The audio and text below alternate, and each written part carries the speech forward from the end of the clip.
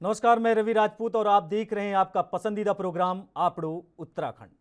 उत्तराखंड के सीएम पुष्कर सिंह धामी ने एक कार्यक्रम को संबोधित किया। इस दौरान उन्होंने कहा, कोरोना काल में देश के प्रधानमंत्री नरेंद्र मोदी ने संकट से निकलने में बहुत मेहनत की है। इतना ही नहीं, पीएम मोदी ने अपने देश के लोगों की ख्याल तो रखा ही है, साथ ही कई देशों में भी वैक्सीनेशन भेजा है, जिससे भारत विदेशों में भी डंका बज रहा है। पुष्कर सिंह धामी ने कहा, पीएम मोदी के नेतृत्व में देश ने वैक्सीनेशन के मामले में रिकॉर्ड बनाया है। प्रधानमंत्री मोदी जी के नेतृत्व में आप सब लोगों, हमारे देश के वैज्ञानिकों को मैं बधाई देना चाहता हूं कि उन्होंने जब हमारे देश के अंदर भी संकट आया, पूरी दुनिया के अंदर संकट आया, तो संकट से निपटने के लिए एक वैक्सीन में दो स्वदेशी वैक्सीन बनाई और पूरी दुनिया का सबसे बड़ा मेगा वैक्सीनेशन अगर कहीं चला है तो हमारे देश के अंदर चला। एक वैक्सीन लगाई गई, दूसरी वैक्सीन लगाई गई, फिर तीसरी वैक्सीन बूस्टर डोज के रूप में लगाई जा गई। और जिसको लेकर, जिसके बारे में मैं कह रहा हूं, ज्ञान के बारे में, विज्ञान के बारे में, शिक्षा के बारे में, शोध के बारे में, अनुसंधान के बारे में, तो दुनिया के लोग सोचते हैं कि वो अपने ही देश के लिए जी रहे हैं। हमारे यहाँ की जो कल्पना है, हम कहते हैं कि अरब निगम प्रवृत्ति गणना लघु लेखिकाओं उदार पवित्रा नाम वसुधर्म, तो एक छोटा है एक बड़ा है, ऐसी बातें छोटे चित्त वाले लोग करते हैं। जिनका हृदय उदार होता है, जिनका मन बड़ा होता है, उनके लिए तो सारा संसार अपना घर है, सारे संसार के लोग अपने हैं। और इस मूल भावना को हमारे देश के यशस्वी प्रधानमंत्री मोदी जी के नेतृत्व में भारतवर्ष में जो हमारी संस्कृति रही है, सनातन संस्कृति, जो पहले भी थी, अब भी है और आगे भी रहेगी, जो न नई है न पुरानी है, नई भी नहीं है पुरानी भी नहीं है, जो हमेशा थी हमेशा है और हमेशा रहेगी। ऐसी संस्कृति की पहचान हुई जब दुनिया के अनेकों देशों को जो वैक्सीन भारत के लिए बनाई गई, जो हमारे देशवासियों के लिए बनाई गई, उस वैक्सीन को दुनिया के दूसरे देशों। वहीं एनडीए गठबंधन ने राष्ट्रपति पद के लिए आदिवासी महिला द्रौपदी मुर्मू के नाम की घोषणा की है, जिस पर उत्तराखंड के पूर्व मुख्यमंत्री तीरथ सिंह रावत ने सहमति जताई है। उन्होंने कहा कि बीजेपी किसी को भी लाभ या हानि के लिए पद नहीं देती। बीजेपी के लिए राष्ट्र सर्वप्रथम है। ऐसे में आदिवासी महिला को राष्ट्रपति के लिए चयन करना सभी के लिए गर्व की बात है। एक पिछड़े राज्य में आदिवासी महिला को राष्ट्रपति के लिए उम्मीदवार बनाया है। इसके साथ ही उन्होंने अग्निपथ योजना पर कहा कि अग्निपथ योजना से युवाओं के भविष्य में कोई खिलवाड़ नहीं किया जाएगा।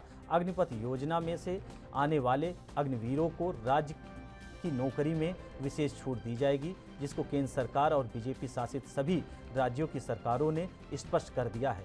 लेकिन कुछ राजनीतिक दल राजनीतिक लाभ के लिए युवाओं को भड़काने का काम कर रहे हैं।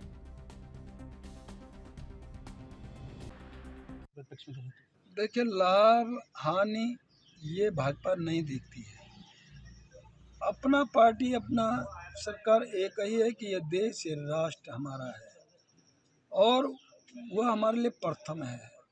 और उसका राष्ट्राध्यक्ष, राष्ट्रपति एक महिला, और वो भी आपका ट्रैवल उससे, तो ये अपने आप में एक बहुत बड़ा महत्व रखता है। और यह हमारा केंद्र नेतृत्व ने, प्रधानमंत्री जी ने और हमारे वरिष्ठ नेताओं ने ये निर्णय लिया, जो कि स्वागत योग्य है। अग्निपथ के बारे में हमारा केंद्रीय नेतृत्व क्लियर कर चुका है और स्पष्ट है कि अग्निवीर जो अपनी सेवाएं सेना में देंगे और उसके बाद लौट के आएंगे, तो उनको हर क्षेत्र में, हर विभाग में प्राथमिकता दी जाएगी नौकरी की। और ये सेवा भाव है और हम सैनिकों को सम्मान करते हैं, करते आए हैं, क्योंकि देश की सीमाओं पे रक्षा करना, सुरक्षा करना, ये सारा जो सैनिक एक करता अपने को समर्पण भाव, तो मैं कह सकता हूँ इसमें तो समर्पण का भाव है, सेवा का भाव है। तो जो लोग ये सोचते हैं वो लोग पूरी तरह आज डटकर खड़े हैं, वो जवान युवा, और कह रहा है कि यह अच्छी योजना है तो मैं सोचता हूँ उसके अलावा कुछ यदि बोल रहे हैं तो वो लोग हैं वो जिन्होंने कि इससे हरिद्वार में केंद्रीय महिला और बाल विकास मंत्रालय की जोनल समीक्षा बैठक का आयोजन किया गया, जिसमें केंद्रीय महिला और बाल विकास राज्य मंत्री मुंजापारा महेंद्र भाई मौजूद रहे। बैठक में प्रदेश की महिला और बाल विकास मंत्री रेखा आर्य, स्वास्थ्य मंत्री धन सिंह रावत और सांसद रमेश पोखरियाल निशंक भी शामिल हुए। जोनल बैठक में महिलाओं और बच्चों पर असर विषय पर समीक्षा की गई, जिसमें अलग अलग प्रदेशों के साथ आकांक्षी जिलों के अधिकारियों और लाभार्थियों भी शामिल रहे।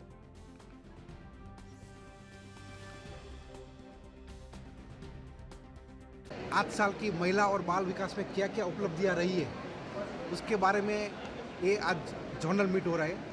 और काफ़ी कुछ 2014 के बाद महिला और बाल विकास में काफ़ी हमने डेवलपमेंट किया। उसमें पहले जैसे ही हमारे घर में लक्ष्मी जी का जन्म होता है, हम बच्ची को लक्ष्मी जी बोलते हैं, तो ऐसे ही सुकन्या समृद्धि योजना से स्टार्ट होता है।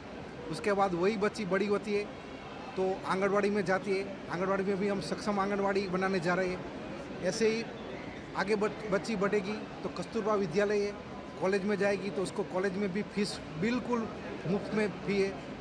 वैसे ही अगर लड़की फॉरेन जाएगी तो उसको भी बहुत ही कम रेट में हम उसको लोन का इंतजाम बैंक से करवाते हैं। और ऐसे महिलाओं में भी अगर महिलाओं को कुछ शादी के बाद कुछ गड़बड़ होती है तो वन स्टॉप सेंटर पूरे देश में हमने 708 वन स्टॉप सेंटर प्लस 10 से ज़्यादा ओवरसीज WCD का उसमें क्या पार्ट है, किस तरह से महिलाओं को और बच्चों को हम लोग और सशक्त कर सकते हैं, उसको लेके भी कई सारी चीज़ों की समीक्षा और किस प्रकार से भारत सरकार की योजनाएं और स्टेट गवर्नमेंट की योजनाएं क्लब होते हुए कितने लाभार्थियों को इससे हम लाभान्वित कर चुके हैं, उस सब को लेकर जो है आज समीक्षा की गई। और ये हमारा लक्ष्य है कि एस्पिरेशनल डिस्ट्रिक्ट हर प्रकार से हम कह सकते हैं कि चाहे उनकी मौलिक आवश्यकताएं हैं वह पूर्ण करें, चाहे उनको हम कह सकते हैं कि एक विकसित जनपद के रूप में वो डेवलप हो, जहाँ मेट्रो से लेकर अन्य चीज़ें उसमें हों, तो वो सारी कल्पनाओं को लेते हुए जो है वो काम है। कुपोषण से हमारी लड़ाई कैसे हो तो उसको लेकर हमारा काम है।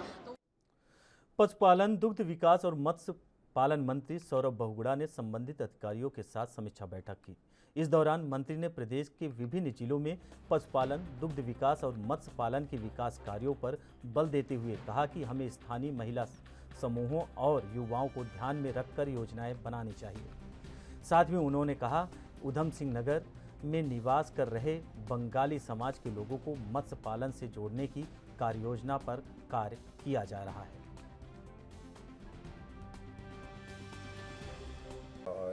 आज अधिकारियों के साथ मीटिंग थी। हम एक कैफ़े लॉन्च करने का पूरा प्रोजेक्ट ला रहे हैं, जिसमें हम अपने युवाओं को आप कहेंगे सेल्फ डिपेंडेंट करने के लिए अपने युवाओं को हम आंचल कैफ़े से जोड़ेंगे।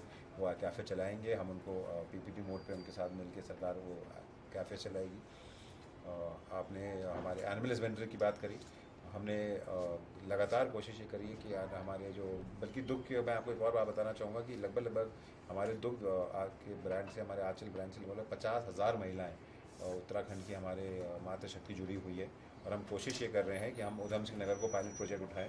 वहाँ पे 2900 महिला समूह जो हैं हमारे कोऑपरेटिव में रजिस्टर्ड हैं, हम उनको दुग्ध से जोड़ने की कोशिश कर रहे हैं, ताकि हमारा जो गाय देने का सब्सिडी पे और जो बकरी देने का सब्सिडी पे, मुर्गी पालन जो है हमारे एनिमल हस्बेंड्री से, इन सब के साथ उन समूहों को अगर हम जोड़ पाते हैं तो कहीं ना कहीं हम एक समूह में 10 महिला भी आप कंसिडर करिए, और अगर हमने 500 समूह भी जोड़े तो। वहीं आय से अधिक संपत्ति के मामले में IAS अधिकारी रामविलास यादव को विजिलेंस ने गिरफ्तार कर लिया है। आपको बता दें कि हाईकोर्ट के आदेश के बाद IAS रामविलास यादव विजिलेंस दफ्तर पहुंचे थे और अपना पक्ष रखा था। लंबी पूछताछ के बाद देर रात उन्हें गिरफ्तार कर लिया गया है। 2 दिन पहले ही उत्तराखंड हाईकोर्ट ने उनकी गिरफ्तारी पर रोक के मामले पर सुनवाई की और विजिलेंस के सामने पेश होने को कहा था, लेकिन आरोप सिद्ध होने पर उनको गिरफ्तार कर लिया गया है।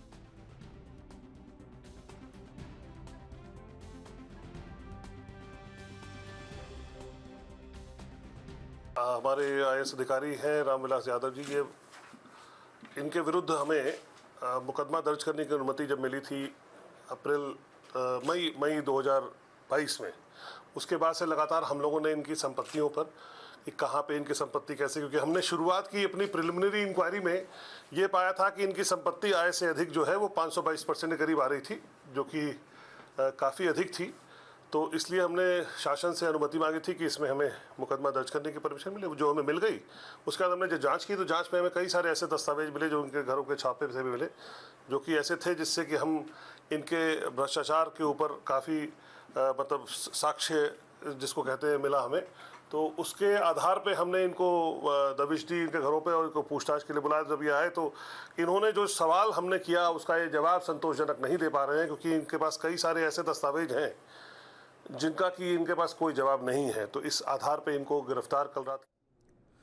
वहीं नैनीताल में पर्यटन को बढ़ावा देने के उद्देश्य से जिला प्रशासन ने पिछले दिनों को मुख्य सचिव के दौरे और उनसे मिली निर्देशों के बाद पर्यटन को बढ़ावा देने के लिए नैनीताल, भीमताल, मुक्तेश्वर और रामगढ़ में पर्यटक स्थलों की खोज शुरू कर दी है, जिसमें जिला प्रशासन की अभी बड़े स्तर पर जमीन नहीं मिल पाई है। उनका कहना है कि स्थलों के चयन के सर्वे कार्य शुरू करा दिए गए हैं। तो वहीं नैनीताल जिले का प्रवेश द्वार कहे जाने वाले हल्द्वानी में सड़कों को पर्यटकों के लिए और बेहतर करने के उद्देश्य से जहां नगर निगम द्वारा निगम क्षेत्र की सड़कों के चौड़ीकरण के लिए नहर कवरिंग को बड़ा आयाम दिया जा रहा है।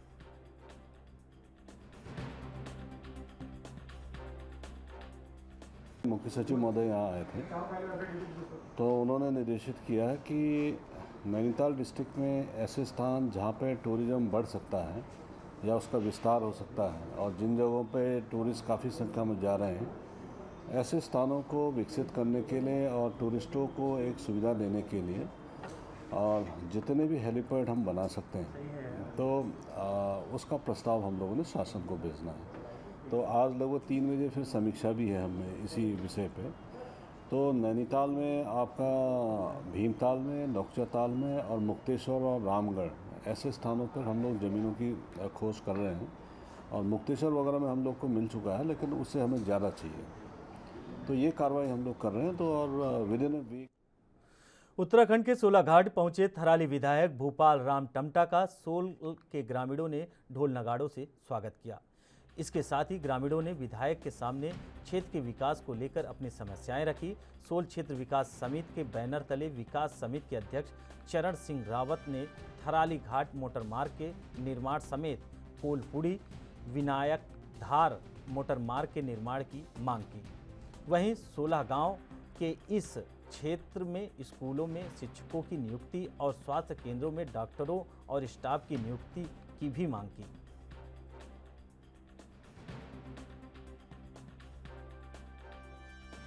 सोल क्षेत्र में पूरे क्षेत्र की ओर से और सोल विकास समिति के तत्वाधान में माननीय विधायक जी को यहाँ पे अभिनंदन कार्यक्रम के बुलाया था और जो हमने मांग पत्र दिया है, मांग पत्र हमने अपनी विधानसभा को थराली से घाट जोड़ने की बात करी और विधायक जी ने आश्वासन दिया है कि बहुत जल्द मैं इसमें कार्रवाई करूँगा और जल्द से जल्द जो है ये क्षेत्र घाट से। और यहाँ पर आज बहुत बड़ी संख्या में लोग आए थे। मैं ये समझता हूँ कि पहले जो सबसे बड़ी समस्या मैंने यहाँ पर देखी थी कि अध्यापक नहीं यहाँ पर, तो मैं इस मामले में माननीय शिक्षा मंत्री जी से भी मिला था और ये वास्तव में सुदूरवर्ती जो हमारा ये क्षेत्र है और यहाँ पर पठन पाठन के लिए अध्यापकों का होना बहुत ज़रूरी है। तो ये जो समस्या है निश्चित रूप से ये मैं समझता हूँ कि बहुत आवश्यक इन्होंने जो मांग रखी है, इस पर मैं यहाँ से जाने के बाद भी फिर मैं माननीय शिक्षा मंत्री से पुनः आग्रह करूँगा। जी, थराली विधानसभा की बात करती ये मांग चली आ रही है। ये चुनाव से पहले भी और चुनाव के बाद भी मेरी ये प्राथमिकता रही है कि जो हमारा ये जो घाट से हमारा जो थराली का जुड़ाव होना था। उच्च न्यायालय के आदेश के बाद नगर निगम की अवैध अतिक्रमण करने वालों पर कार्रवाई की गई। आपको बता दें, कई व्यापारियों ने सड़कों पर अवैध अतिक्रमण कर रखा था, जिन पर नगर निगम प्रशासन ने कार्रवाई करते हुए सड़क को अतिक्रमण मुक्त करवाया। इस दौरान प्रशासन के साथ ही अतिरिक्त पुलिस बल भी मौजूद रहा। माननीय हाईकोर्ट के आदेश के क्रम में नगर निगम को आदेशित किया गया था कि जो भी फुटपाथ आदि पर जो अतिक्रमण है उसको हटाया जाए। उसी क्रम में नगर आयुक्त महोदय के द्वारा मजिस्ट्रेट और पुलिस प्रशासन से इसमें सहायता मांगी गई। उसी क्रम में हम सभी लोग यहाँ उपस्थित हैं और सुबह से आज शांतिपूर्ण तरीके से अतिक्रमण हटाया। वहीं अग्निपथ भर्ती के विरोध में युवाओं और सामाजिक संगठनों ने अल्मोड़ा के हल्द्वानी तक तिरंगा यात्रा निकाला, लेकिन यात्रा की अनुमति नहीं होने के चलते प्रशासन ने अल्मोड़ा के लोधिया बोरिया में तिरंगा यात्रा को रोक दिया। इस दौरान प्रशासन और युवा आमने सामने आ गए, जिसको लेकर युवाओं ने प्रशासन के खिलाफ नारेबाजी की। काफ़ी समझाइश के बाद भी जब युवा नहीं माने तो पुलिस ने सभी को गिरफ्तार कर लिया। हालांकि फिर थोड़ी देर बाद ही पुलिस ने सभी लोगों को छोड़ दिया। तिरंगा यात्रा को लेके जो क्षेत्रीय स्तर पे कुछ लोग जो एक्टिव हैं तो उनके द्वारा निकाली गई थी और ये यात्रा लोधिया बैरियर तक गई थी और लोधिया बैरियर में उन्होंने खुद ही इसको समाप्त कर दिया था। शांतिपूर्वक ये यात्रा हमारी हुई है और वहीं से ही उनको नैनी झील में आत्महत्या करने वालों का सिलसिला थमने का नाम नहीं ले रहा। आपको बता दें कि नैना देवी मंदिर के पास एक महिला का शव बरामद हुआ। सूचना मिलते ही पुलिस मौके पर पहुंची और मामले की तफ्तीश शुरू कर दी। हालांकि शव की शिनाख्त नहीं हो पाई है। फिलहाल पुलिस ने शव को मोर्चरी में रखवाकर मामले की जांच में जुट गई है।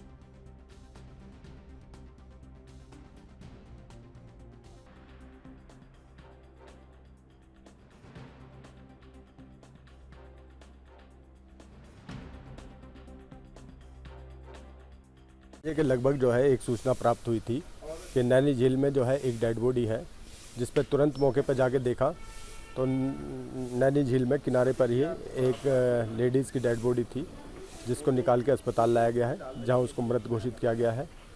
अभी जो है इसकी पंचायतनामा की कार्रवाई अमल में लाई जाएगी।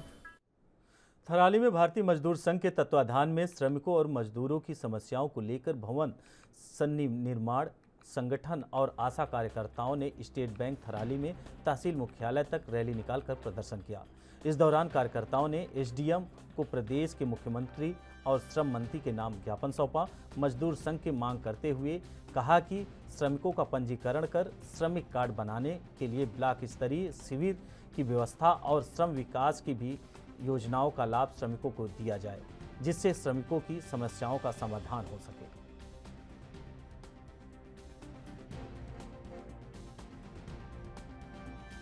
जो असंगठित क्षेत्र के मजदूर हैं उन मजदूरों की कुछ खास मांगे हैं। उसमें खास तौर से अगर रोजगार गारंटी की बात करूं तो बात की गई थी, रोजगार गारंटी के जो नियमावली थी उसमें श्रम कार्ड की बात की गई थी। आज भी हमारे थराली ब्लॉक में 15 कार्ड भी पूरे नहीं बने हैं 22 सालों की हिस्ट्री में। उसका कारण यह है कि पूरी एक ही आईडी पूरे चमोली जिले में श्रम विभाग संभाल रहा है। उस आईडी पर कितने लोग अपना श्रम कार्ड बना पाए हैं वो हमारे सामने स्पष्ट है। उसके बहुत सारे लाभ थे जो आज तक लोगों को 0% रूप में मिले हैं। बेटियों की शादी में उसमें 51,000 की बात की गई है। बहुत सारे लोग जिनका बना है, कुछ लोगों का उनको मिल रहा है, लेकिन 90% लोग आज भी छूटे हुए हैं। उसमें जो इंश्योर्ड की बात की गई थी कि काम के दौरान लोगों को 5 लाख रुपए का इंश्योरेंस मिलेगा, लेकिन उस श्रम कार्ड की बाध्यता सामने आती है। उसमें बिना काम के अगर कहीं कोई ट्रैवल कर रहा है किसी स्थिति में, अगर उसको कोई क्षति हो जाती है, उसमें 2 लाख की बात की गई थी, वो आज भी जस का तस पड़ा हुआ है। कारण वही है कि श्रम कार्ड कहना चाहती हूँ, सरकार से ये बोलना चाहती हूँ कि जो सरकार ने WHO ने हमको ग्लोबल हेल्थ अवार्ड से सम्मानित तो किया, बहुत अच्छी है बात है, हम सराहना करते हैं उस चीज़ की, लेकिन उससे हमारा पेट भरने वाला नहीं है। क्योंकि हम इतना कोविड काल में जब क्वारंटीन सेंटर से लेकर आज जो प्रिकॉशन डोज है तब तक भी आशाएं पूरे उसमें अपना योगदान दे रही है, लेकिन सरकार अनदेखा कर रही है आशाओं की। इतने कामों का हर चीज़ का मूल्यांकन करने के बजाय अनदेखा कर रही है। हमारी सरकार से यही अपील है कि 2005 से आज हमें 17 साल इस कार्य को करते हुए हो गए हैं। जब हमारी नियुक्ति हुई तो सिर्फ स्वास्थ्य शिशु मृत्यु दर और मातृ मृत्यु दर के लिए हुई थी। आज विभाग हमको इतना काम दे रही है और अन्य विभाग भी हमको दुनिया भर के काम दे रहा है, जिससे कि हमारे कार्यों में व्यवधान हो रहा है, ना हम अपने बच्चों का भरण पोषण ढंग से कर पा रहे हैं। उत्तराखंड के पूर्व सीएम तीरथ सिंह रावत अल्मोड़ा पहुंचे। इस दौरान उन्होंने कहा कि पीएम मोदी ने देश को विकास कर आगे बढ़ाया है, जिससे हर व्यक्ति बीजेपी की सरकार से खुश है। तो वहीं महाराष्ट्र के सियासी संकट को लेकर भी पीएम मोदी ने कहा है कि अब तो महाराष्ट्र की जनता भी बीजेपी की सरकार चाहती है।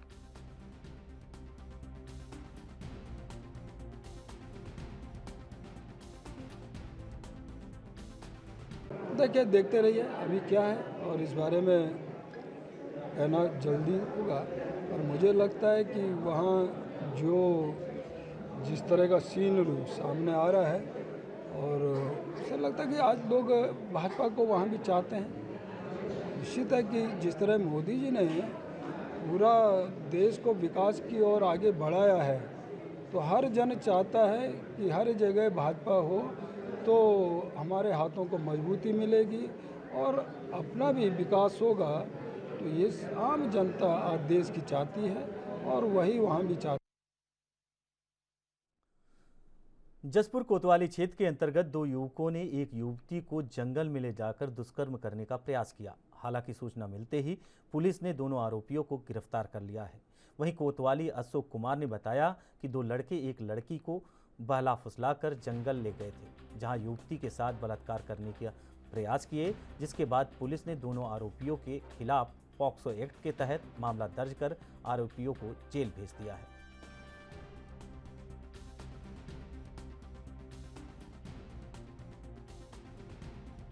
क्षेत्र का एक मामला है। दो लड़के एक लड़की को बहला फुसला कर एक जंगल में ले गए थे, उसके साथ बलात्कार की कोशिश की गई है। अरेस्टिंग का प्रयास जारी है। FIR जो है सुसंगत धाराओं में दर्ज की जा रही है और IPC की धारा 376, 511 के तहत कार्रवाई की जा रही है और इसमें जो है FIR दर्ज कर उत्तराखंड के किच्चा में विगत दिनों हुई चोरियों का खुलासा किए जाने पर व्यापारियों द्वारा किच्चा पुलिस को सम्मानित किया गया।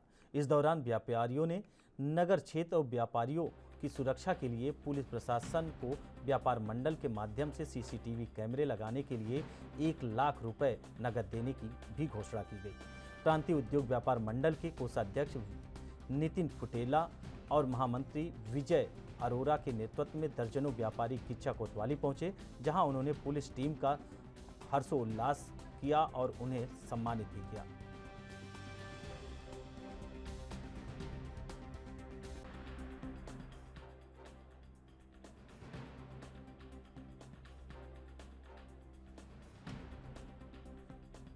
व्यापारियों ने कुल मिला के किच्चा पुलिस को सम्मानित किया, क्योंकि किच्चा पुलिस कुल मिलाकर जो वहाँ पे CCTV लगे हुए थे, उनकी मदद से वहाँ पे जितने भी अपराधी थे उन्हें पकड़ने में हमेशा कार्यरत रही है। और किच्चा पुलिस हमेशा आगे, चाहे ग्रामीण क्षेत्र हो या फिर किच्चा से लगे हुए तमाम क्षेत्र हैं जहाँ पे आपराधिक घटनाएं ज़्यादा बढ़ रही हैं, उन घटनाओं को रोकने में काफ़ी हद तक सशक्त रही है, जिसे लेकर व्यापारियों ने उन्हें सम्मानित किया और क्षेत्र में कुल मिलाकर CCTV लगाने की भी घोषणाएं की।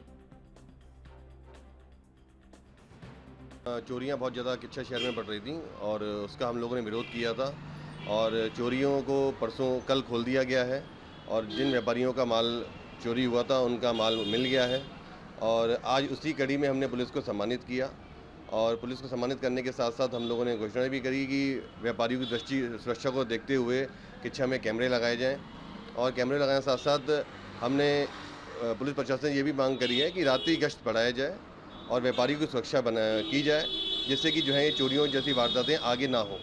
और पुलिस ने हमसे ये भी एक अनुरोध किया है कि कुछ लोग यहाँ पे किच्चा शहर के अंदर अपनी बाइकों में हैवी सलेंसर लगाते हैं जो उसके पटाखे छोड़ते हैं, तो पुलिस ने हमसे ये भी कहा है कि ऐसे लोगों को चिन्हित करे जाए और उनसे मना किया जाए, नहीं तो पुलिस द्वारा उन पर एक जो है और व्यापार मंडल द्वारा पुलिस पे दबाव बनाया गया था कि चोरियों को खोलने के लिए, जिसमें हम बाजार बंद करने तक की स्थिति में आ गए थे, लेकिन ऐसी नौबत नहीं आई। पुलिस टीम ने खुलासा करा और लगभग सारी चोरियां खुल गईं और जिस तरीके से चोरियां खुली, माल बरामद हुआ, तो आज हमने पुलिस को सम्मानित।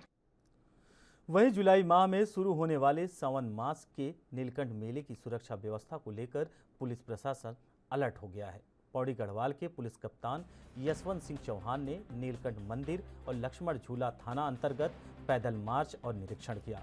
इस दौरान उन्होंने पुलिस को क्षेत्र में संदिग्धों पर नजर रखने के लिए सबसे पहले CCTV कैमरे दुरुस्त करने के निर्देश दिए। लोकल पुलिस को व्यापारियों के साथ बैठक कर यात्रा के दौरान सहयोग लेने के लिए भी कहा। पुलिस कप्तान यशवंत सिंह चौहान ने बताया कि बीते 2 साल कोरोना काल के रहे हैं, इसलिए नीलकंठ यात्रा पर शिव भक्तों की संख्या काफ़ी कम रही है, लेकिन इस बार नीलकंठ मंदिर में लगने वाले सावन मास के मेले के दौरान लाखों शिव भक्तों के आने की उम्मीद है। इसलिए सुरक्षा व्यवस्था को बेहतर बनाने के लिए प्रयास किया जा रहा है। कप्तान यशवंत सिंह ने कुल मिलाकर पुलिस को निर्देश दिया है और उन्होंने पूरी तरीके से जितनी भी सुरक्षा व्यवस्था है उसे पुख्ता इंतजाम करने के लिए निर्देश दिए हैं।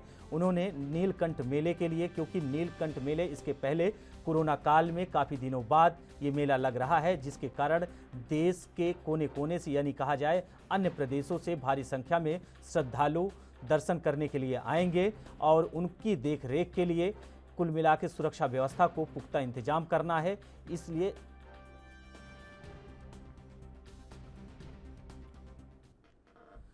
उत्तराखंड के हरिद्वार में इंस्टाग्राम के जरिए युवती ने 1,60,000 की ऑनलाइन ठगी का मामला सामने आया है। दरअसल आरोपी खुद को अमेरिका की निवासी बताते हुए युवती से इंस्टाग्राम पर दोस्ती की, फिर उसे सोने की महंगी चैन भेजकर वादा किया। उधर दूसरे ठग ने कस्टम अधिकारी बनकर युवती से ऑनलाइन ट्रांजैक्शन के जरिए 1,60,000 रुपये अपने खाते में जमा करा लिया। वहीं ऑनलाइन ट्रांजैक्शन होने के बाद अब कई दिनों तक इंस्टाग्राम पर दोस्ती करने वाले ने शख्स ने कई संपर्क तोड़ दिए।